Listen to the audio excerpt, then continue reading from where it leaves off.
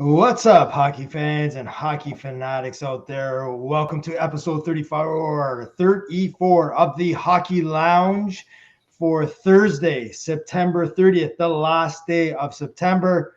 We are rocking the lounge a little later tonight, 9:52 p.m. And tonight will be the night that the Hockey Lounge predicts the Eastern Conference standings for 2021-2022. My wingman Apple is in the lounge tonight to give us his predictions. He's got the crystal ball in front of him tonight. Who's going to make the playoffs? Who's going to be looking good? Apple, what's up, big guy? How you doing, man? Everything's good. We're getting closer to opening night. Closer. I think it's 12 days. I saw today. 12 days from puck drop. And I believe puck drop is Tuesday night. And there's a few games on top. The defending Stanley Cup champions are playing the once so-called defending Stanley Cup champions, the Pittsburgh Penguins. So, Apple, a lot of conversation here over the last couple of days here. Eastern Conference predictions tonight. Yep. I had to do it probably about 5 or 6 times over the last 24 hours. Interesting picks that we're going to discuss tonight. So, what did you look into the standings when you were picking these 8 teams? The Atlantic, the Metro, and then you have the 2 wild cards. You know, they were just it's so tight. There's so much parity in the league. It's difficult. Some of these divisions are toss-ups. First 3, first 4. Just trying to see who's improved the most, who looks like they got players that were on the cusp of breakout years. That's basically how I did mine. Yeah, you know what? We went over each division here over the last month or so with guys that were added onto the rosters, guys that were or deleted from the rosters and moved on to other clubs. That was my biggest thing, was when I looked at these teams in the East, who improved, who didn't improve. Injuries are going to come into play with my picks in the next few minutes here. And we're going to dive into, of course, the top 8 and each division, the Metro, the Atlantic, the wild card. And we're going to talk about the bottom feeders as well, why those teams are not going to make the Stanley Cup playoffs, and who we project that might struggle somewhat with some of the changes they didn't make over the summer. So, I'm going to start off with your list here tonight. The Metro will start off. The Metro. All right. Want to start bottom up or top up? Or top down? Let's start from the top. Okay. From the top. Metro, I've got the Islanders win this. I think they're the clear favorites. They're the best all-around team. They went Game 7, 1-0 against the Stanley Cup champs. I think they're right there. I think they're the class of the Metro. Mm-hmm. Second place, I got the Philadelphia Flyers. I think this team's Philly, second place. I'm going to preface this by saying, and we discussed this off air, Nick, I think 1 and 8 in this division are pretty set in my mind. 2 through 7 could be a toss-up. It could be complete reverse order than we have it, that I have it. Mm-hmm. But yeah, I think Philly's made an upgrade on the back end. I think Carter Hart is primed for a good year. So I think the Flyers are going to have a pretty good season. Third place, go ahead. I said interesting. Philly goes from a non-playoff team. Yeah. Yep. To second in the division. Big jump. Yeah. I got the Carolina Hurricanes in third. Still a pretty solid team, even though they lost Nedeljkovic and lost Dougie Hamilton. I still think they're a solid team. They should be there. After that comes another surprise. I have the Devils finishing 4th. I think going with the heart. With the heart. Well, if I was going with the heart, I could have moved them out more. But I think the team is definitely on the rise. A lot of young players. I watched the game last night, and the 3 kids, Mercer, Holtz, and I drew a blank. The 3. The number 17 looks, Sharagovich. Yeah. I love that guy. Yeah. He scored last night. You had Hughes that scored last night. You had Heischer that scored last night. Yeah. You had, I think the Devils are on the verge of something good. Yeah. Will it be this year? We'll see. We'll see. Yeah. After that, I have the Rangers coming in 5th. Again, toss up. I have Washington in 6th. Mm-hmm. I have Pittsburgh in 7th, and Columbus in 8th. Mm-hmm. Again, it's a toss up. It's a toss up. 2 through 7 to me can come anywhere. Mm-hmm. So I only have 3 teams. Interesting enough, I only have 3 teams from the Metro going to the playoffs. I have the 2 wild cards coming out of the Atlantic, so I only have the Islanders, Philly, and Carolina on my predictions for the Metro. Okay, so we're talking the Islanders in first place in the Metro, Philly in second place, correct? Yeah. And Carolina Hurricanes taking number 3 spot in the Metro. Those are the 3 playoff contenders coming out of the Metro for Apple tonight. Moving on to the Atlantic, where this was like a mixed blender. This one was difficult too. Some really good teams out there. We might be polar opposites on these. Let's see what happens here. Okay. I have the Florida Panthers winning the Atlantic. I think they're a good, solid team. I think they're going to make some noise this year. I've got Tampa coming 2nd. I've got Montreal coming 3rd. I've got Boston coming 4th with one of the wild cards. Okay. I have the Leafs coming 5th with the last wild card. And I rounded off with Ottawa, then Buffalo, and then Detroit. Interesting. So you have Florida taking top notch in the Atlantic. Then you have Tampa Bay, correct? Yes. And then you have Montreal Canadiens. So Stanley Cup finalists getting into the playoffs, not even as a wild card for this year, but clinching the 3rd spot in the Atlantic. Yeah. And then you have Boston and Toronto, right? Yep. Toronto after the 3rd spot with Montreal? Yeah, you got it right. Toronto's 5th in the division. Okay, they're 5th in the division. Okay. So now we're talking about the wild cards. So the wild cards are coming out of the Atlantic. Yeah. With Boston and Toronto. Yeah. Wow. So we definitely have some changes there. We have one team, the Philadelphia Flyers, didn't make the playoffs, getting 2nd spot in the Metro. We have Florida taking top notch, which they were last year too as well. They took top spot. And then we have wild cards with Boston and Toronto. Interesting. So your thoughts on putting the Leafs all the way down to the wild card? That's to me, that's a tough division. I just don't think they have enough on the back end. As we did our 5 burning questions on the show earlier this week, I don't think there's enough at the back and enough in net. Mm-hmm. I don't think they can keep up with some of these teams, especially through an 82 game season. Yeah, there's too many holes there on the back. Interesting. And Boston catching a wild card spot without Rask there. Is that why you sort of went that direction? Allmark and Valdar, I believe you call them. Yeah, Boston to me is even if Rask or their goaltending plays average, I think the way they play hockey, the style they play hockey, they're going to be in the games. Their special teams are great. Yeah. So I think by that alone, they're gonna pick up their points. They play hockey the right way.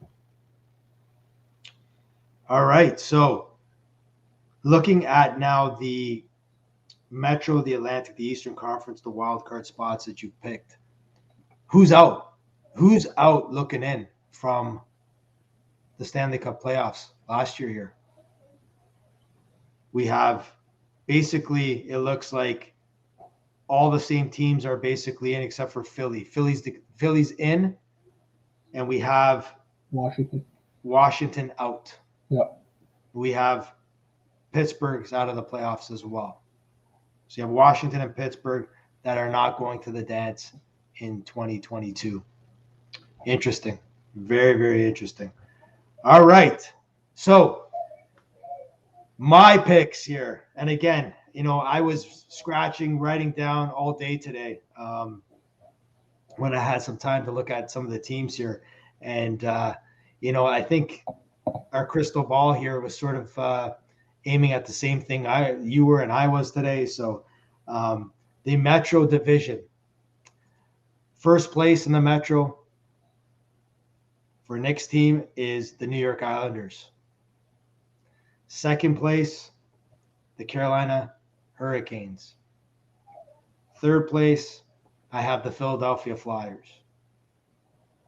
So I think there was just a flip there on yours, correct? Yep. All right. So Islanders number 1, Carolina number 2. Number 3 is the Philadelphia Flyers. That is the Metro. The Atlantic, I have at top spot the Florida Panthers, taking number 1. A little different with number 2 towards your number 2, the Toronto Maple Leafs. And the reason why I have the Leafs at the 2 spot is that I think they are a regular season hockey team. They can put up numbers, they can score goals. Maybe, their systems in terms of playing that high wheeling offense can work in the regular season, but maybe not in the postseason. So the Leafs are my number 2 spot, and number 3 is the Tampa Bay Lightning, the defending Stanley Cup champions. So that is number 3.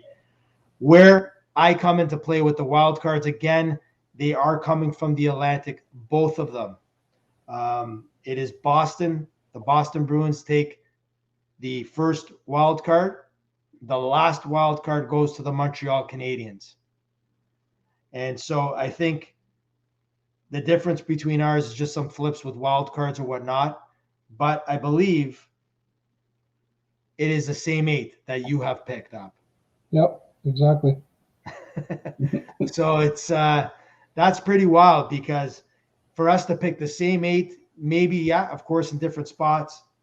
Now, one of the things, again, when I'm looking at it, I know that, you're a Devils fan, I'm a Penguins fan. And for me, it hurts to see them out of the playoffs. And I'm sure that some Penguins fans are watching this tonight or will watch it later on and, curse me, curse my name and all that fun stuff. Right. But at the end of the day here, I really think the Pittsburgh Penguins are a worse team this year than they were last year. Injuries came to play for me, for them not making it. Now, and when I'm looking at the Metro in terms of the rest of the standings app, I have at 4 spot, I have the Washington Capitals. Okay. 5th spot, I do have the Pittsburgh Penguins. Any team with Sidney Crosby when he comes back, I can't see them going below that. At 6th spot, and again, a team on the rise, the New Jersey Devils. And the reason why I don't have the Devils higher, I'm still suspect on their goaltending. There's an issue there, I think, with a vaccine issue with the goalie there. Is it Blackwood? That could become an issue there. So that's one thing I took in consideration. Do I think the Devils are going to be fun to watch now? 100%. I think they got some really offensive guys there. They upgraded their back end with Dougie Hamilton. After the Devils, I have the Rangers, and then I have the Columbus Blue Jackets. So the Rangers, though, are an interesting team because, again, they're young and up and coming. Their goal attending has been a little bit suspect. I don't even know about putting Washington number 4 up. What are your thoughts with that? I think they're on the decline. I had them as 6, so I'm not too high on them. I think they're on the decline. We'll see what happens. Again, even as players get older, Ovi really has never had any injuries. As you get older, you become more susceptible. You're seeing it with Crosby. You're seeing it with Malkin. So who knows? Who knows how injuries are going to play in all of this? But I definitely think they're the team on the decline. Yeah. John Carlson, I love that guy. Yeah. I love that guy. I think he's going to be the Norris Trophy race again this year. But as a whole, I don't think the Caps got it. Yeah. And then for my for my bottom Atlantic, again, I had 4 coming in at Boston, 5 with Montreal, right? Then I had 6 with the Senators, 7 with the Red Wings, and then our favorite team down the QEW, the Buffalo Sabres, as number 8. So Really, really interesting that we had the same 8 teams just in different spots. Now, taking a look at a couple of teams that we picked up as number one in both divisions here. You touched on the Florida Panthers.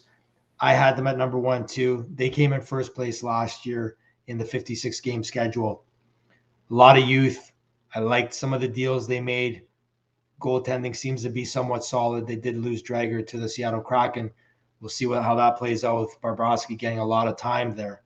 That's the only question mark I have with that team is the goaltending app, because last year they had the 1-2 or 1A, 1B.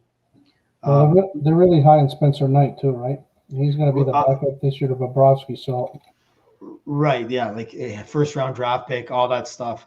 We'll see how that pans out. Again, though, being a rookie goaltender, I believe Bobrovsky will see a lot of puck, right?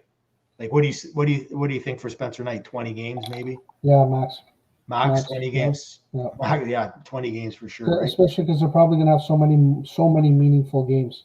Right. Who's Spencer Knight going to play against? Buffalo, Detroit, Columbus. Like you can't even put him up against the Senators. No. Because the Senators are another team that are on the uprise.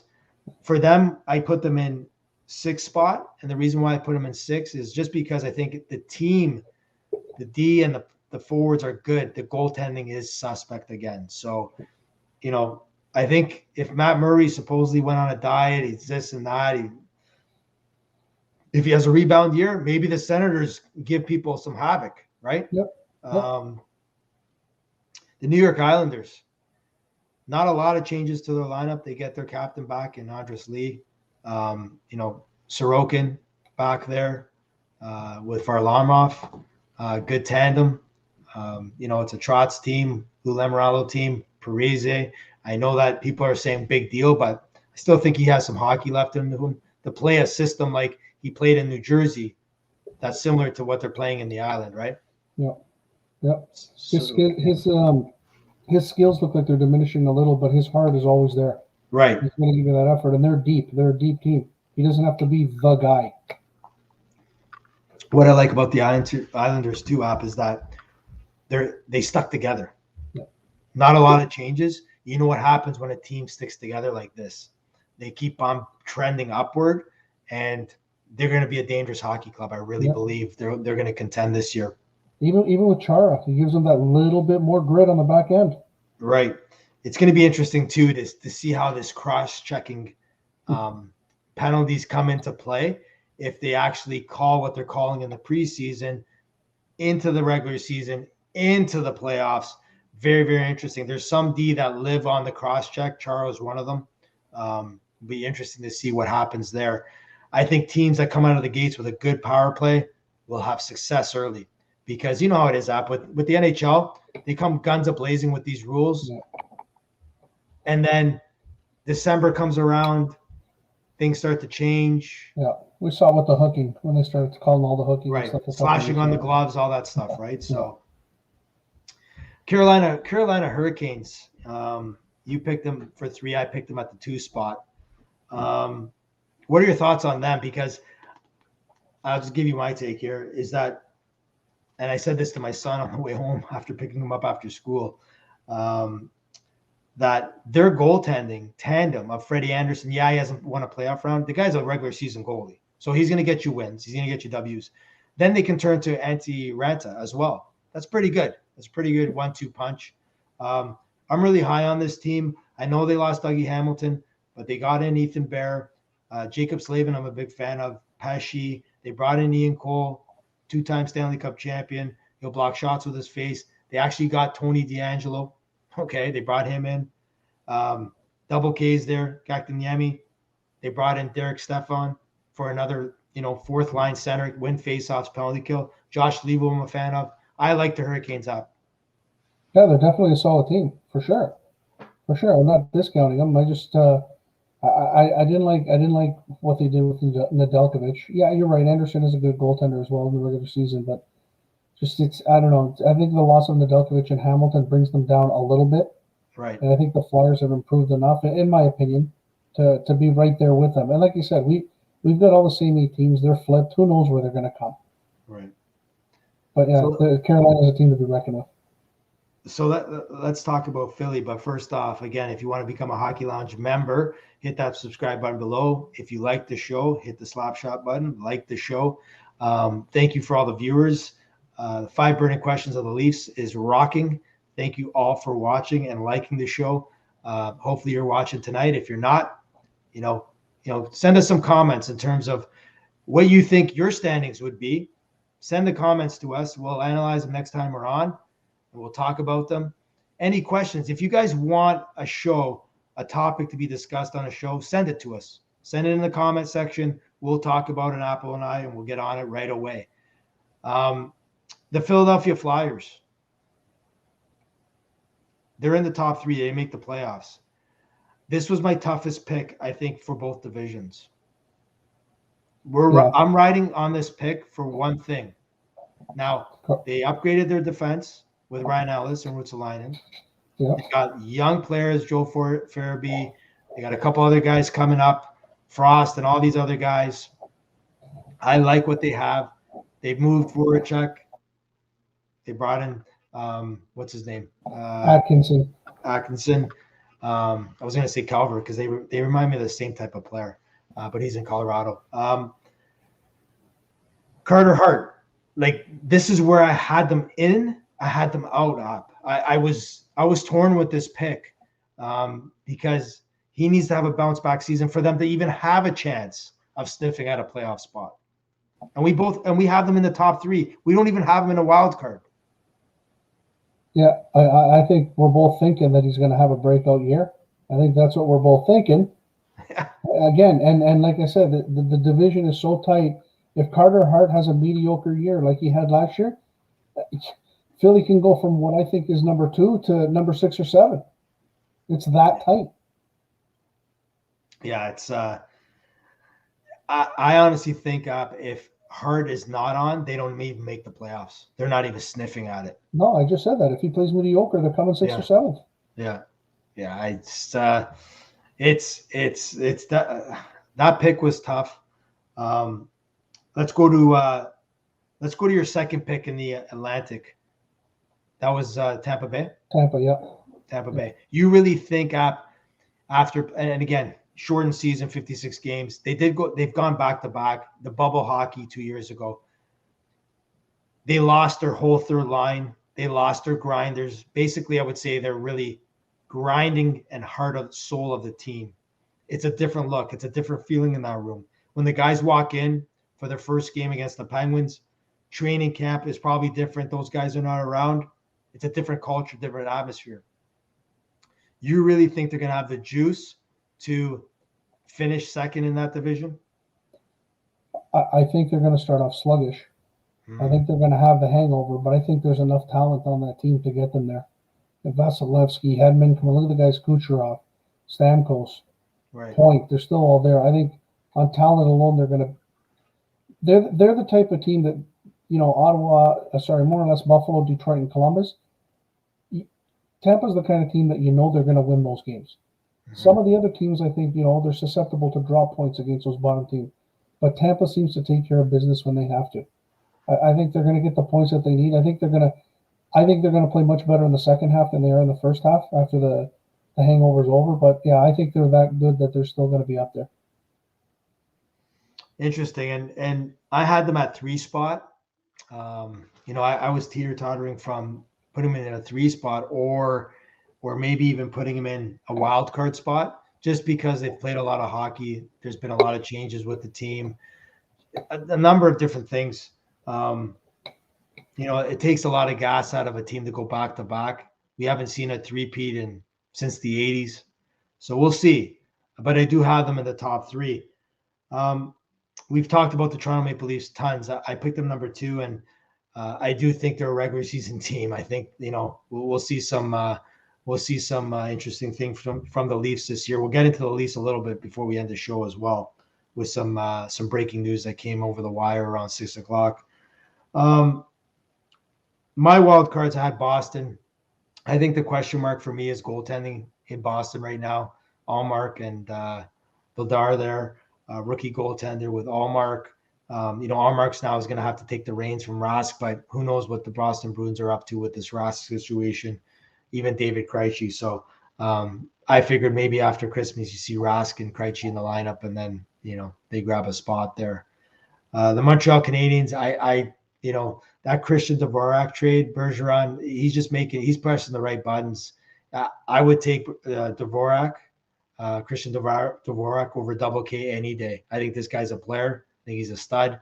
So I think Montreal's up. Their defense, even without Weber, I still like their D, and they have Carey Price in the net.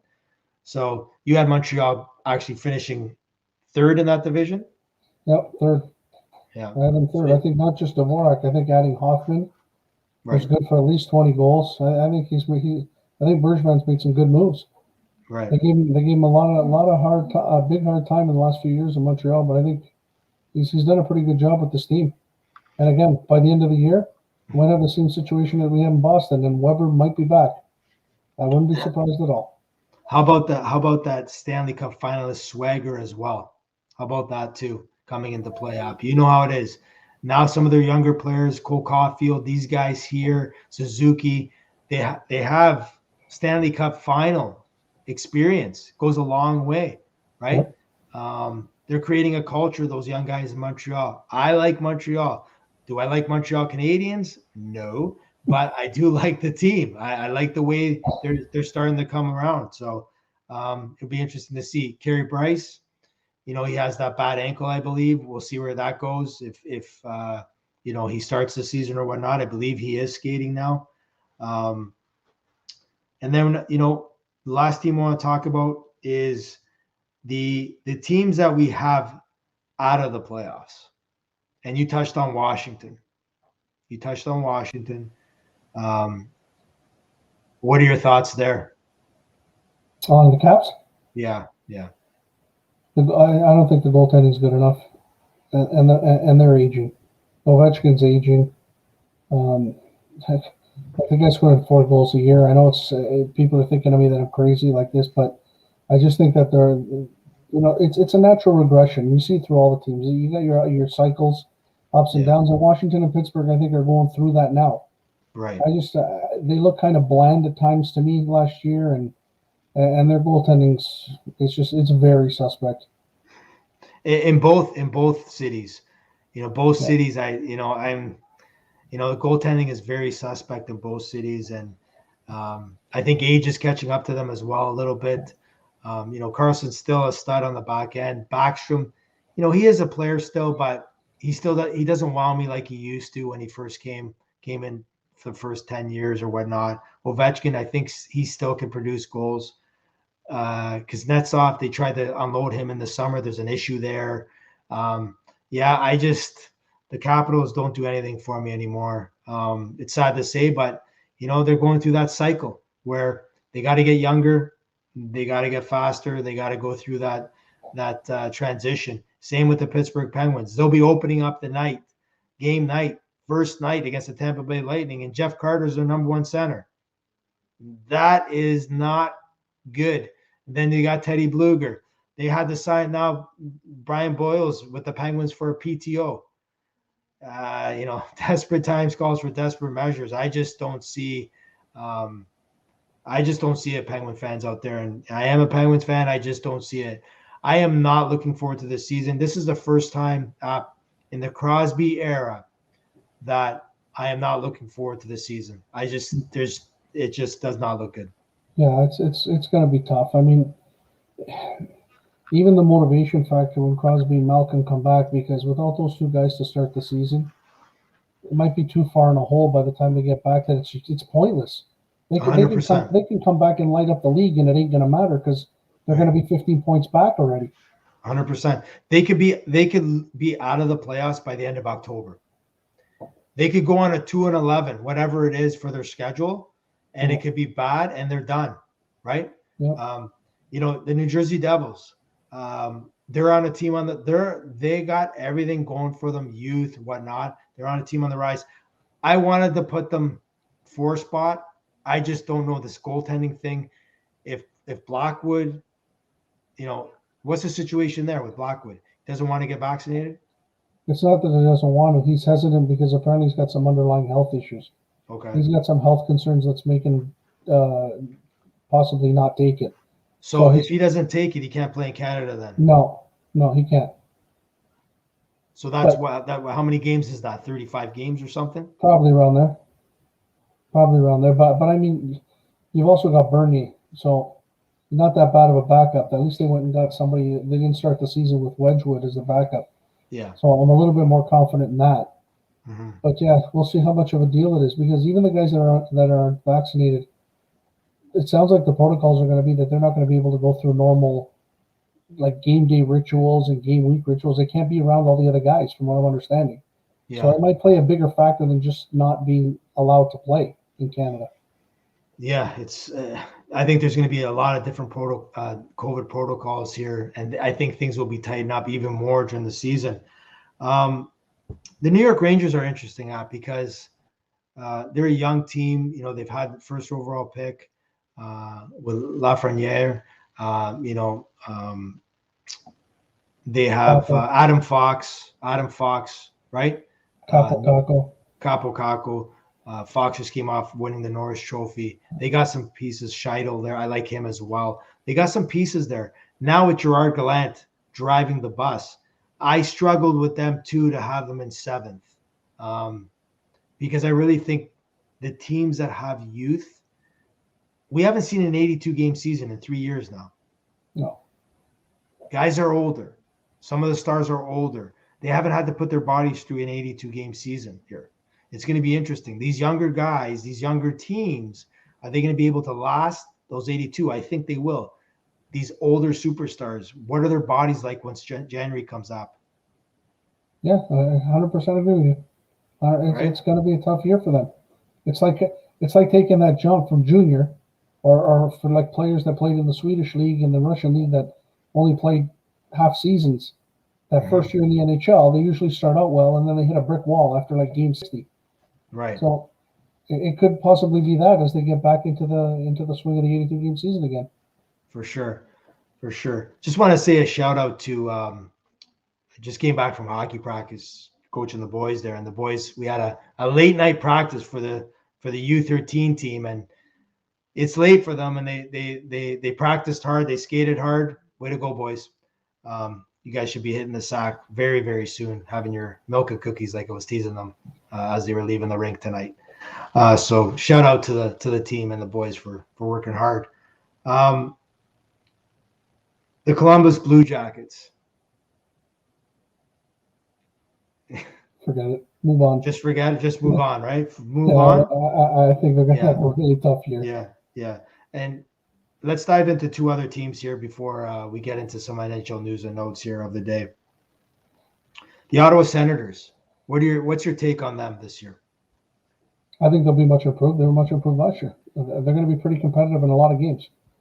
I think they just need more seasoning, more experience, and 365 days from now, we're probably going to put them in the top 4 or 5 in their division. I think they're going to improve. They just need some seasoning.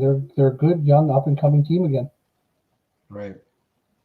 So, and then final would be this team really, again, you talk about Dalkovich going to Detroit from Carolina. The Red Wings, like it's another team that, again, growing up, you always expected those Red Wings to be in the playoffs. They're, Yzerman, Fedorov, Dino Ciccarelli, Nick Lidstrom, all those players. In the 90s, they were dominating. In the 2000s, they were dominating.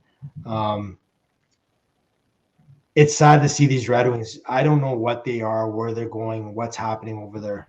What are your thoughts with this? Like Stevie White proved that he knows what he's doing when he built that Tampa team. So I think he just needs time. He knows what he's doing. They got a good guy at the top of the organization. I'm not sold on Blashill as the coach, but he was a good coach in Grand Rapids. He's got a lot of kids on this team coming up now, so hopefully he's there for the development. And then when they get some better players, or when these guys get some experience under their feet in a couple of years, the Red Wings should be back. Again, they're at the bat. their cycle didn't come for 25 years, so they're at it now. Mm-hmm. So there are exhibition games happening right now. We'll give you some updates here. The Red Wings beat the Sabres 6-2 tonight. The Bruins beat the Flyers 4-2. You had the Lightning getting crushed by the Nashville Predators 6-2. I just want to see who was in net there for. So Brian Elliott was in net for the Tampa Bay Lightning. So I think that might get a little ugly this year too, right? Yep. They're gonna have to lean on Vasilevsky a lot. Man, they can't. They got to find some ways of getting that guy some rest, man. He's going Right? to collapse by the playoffs. Exactly. David Reddick was in the nets for the Predators. Forsberg scored a couple, but interesting, 6-2 Preds. And then you have a couple games happening right now. You have 1-0 Ducks over the Sharks, 9:51 in the first. You also have the LA Kings up 1-0 against the Vegas Knights, 11:59. And then you have the Wild up 3-2 against the Lanch with 8:51 in the second. So those are your preseason scores of the night. So developing situation up at 6 o'clock tonight, 5:30, 6 o'clock. Pierre LeBrun tweeted it. I sort of fell off my chair when I saw it because we were talking about this on Monday night with our show with 5 burning questions about the Toronto Maple Leafs. We had Pierre on the show as well. And we talked about, is the coach going to be on the hot seat? 3 days later, he gets a 2-year extension.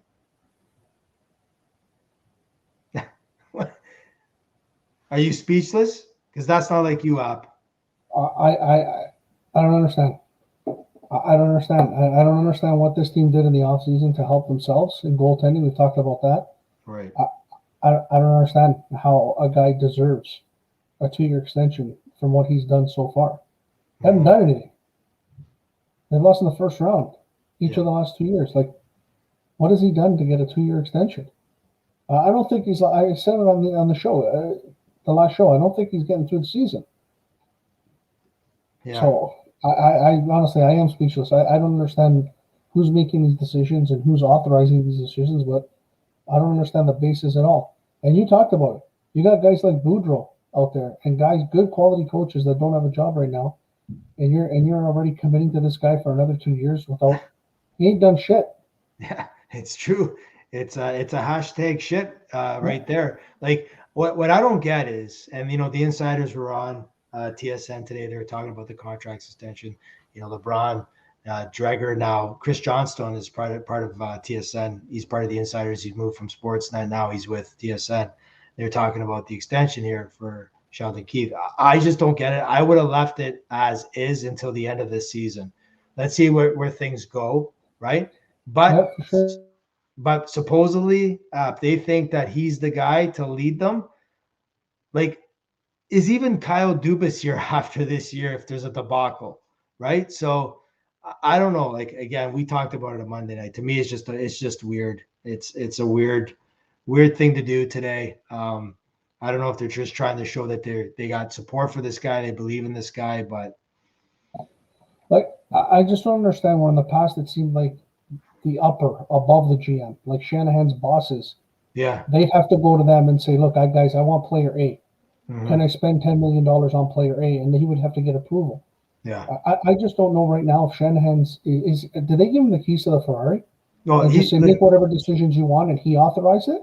Listen, there's John Tory.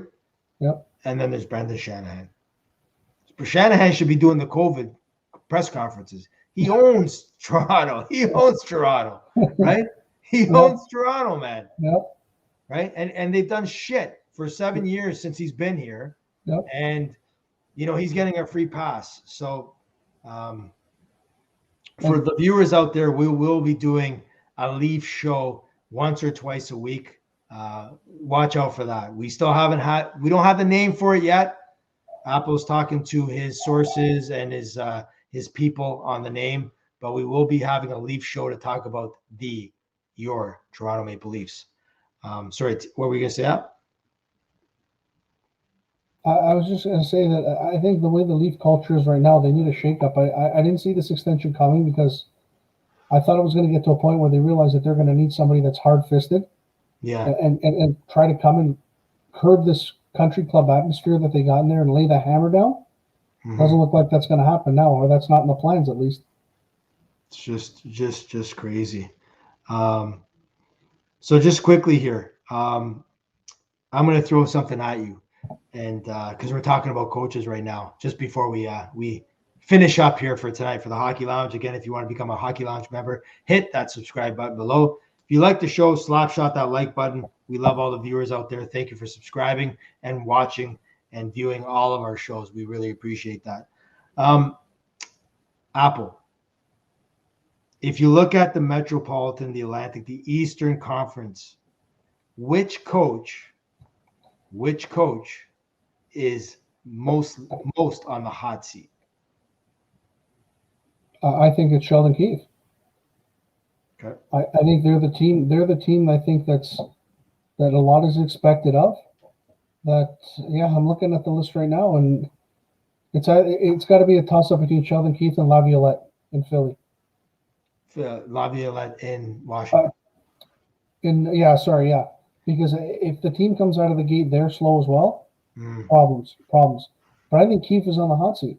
I don't think the fan base in Toronto is gonna go for an 8-10 start, a 10-10 start behind the eight ball. I think they're going to be calling for his head, and we know the fans in Toronto, man, they seem to always get what they want. They run people out of town here, and I wouldn't blame them for him because I don't think he's the right coach for this team. I'm going to throw out another name out there that I think is on the hot seat. Alain Vigneault. That's he is as well. Right. He definitely there's expectations there as well. So if his team doesn't perform well, there's and like we talked about the tightness of these conferences. If you get behind the eight ball early, there's going to be some GMs that are going to pull the trigger. Right. Because it's either you make a change at the coach and try to get a spark, or you're going to be the one that's gone. Yeah. So it's definitely going to be interesting. So just before we wrap this show up, let's go over your top Metro and top Atlantic. So who do you have in the Metro for 1, 2, 3? Islanders, Philly, and Carolina. And then in the Atlantic? Florida, Tampa, Montreal. And your wild cards? Boston and Toronto. So my picks for the Metro: in first place, New York Islanders; second, Carolina Hurricanes; the third spot, Philadelphia Flyers. In the Atlantic, we have the Florida Panthers taking top spot, the Toronto Maple Leafs number 2, the defending Stanley Cup champions, number 3, the Tampa Bay Lightning. The wild card spots, we have the first wild card spot going to the Boston Bruins, and the second, the Montreal Canadiens. Any final thoughts here, App, before we go and wrap up the show? We will be having a Western Conference prediction show for standings for 2021-2022 next week, and watch out for a couple of shows next week as well. So any final thoughts here? I think the East is going to be fun to watch this year. I think you've got a good 10, 12 teams that are very good hockey teams, and when they battle each other, I think it's going to be a very, very interesting season. Right. And we always say it's not how you start, it's how you finish, I believe. Yep. But I think it's opposite up. I really think in the Eastern Conference, it's going to be how you start will define your season for 2021, 2022. Yeah, so with the 3-point games, it's very difficult to come from behind. To make up 5 points in this league, you need like 3 weeks. Exactly, for sure. So we will see everyone soon on the Hockey Lounge. Thank you for watching. Have a great night, App. Have a great night, big guy. We will talk to everyone soon. Again, Western Conference predictions next week. Have a great night. Take care.